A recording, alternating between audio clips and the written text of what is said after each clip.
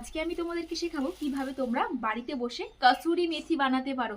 তার জন্য তোমাদেরকে কিন্তু বাজার থেকে কসুরি মেথি প্যাকেট কিনে আনতে হবে না। তার জন্য দরকার শুধুমাত্র আমাদের 10 টাকা আটি একটি মেথি শাকের, ঠিক আছে?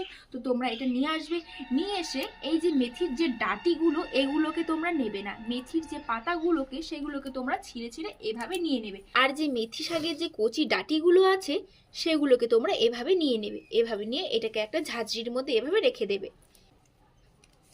এভাবে শুধু মাথাটা কেটে নিয়ে গোড়াটা কেটে দিয়ে এভাবে এটাকে নিয়ে নেব।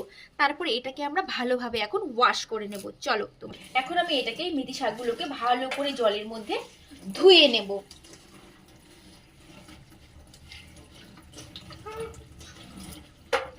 এরপরে এটাকে একটা পাতলা সুতির কাপড়ে নিয়ে এটাকে ড্যাব ড্যাব করে এটার থেকে না জলটা ঝরিয়ে নিতে হবে। আমি যেরকম করে করছি তোমরা সেভাবেই করতে পারো।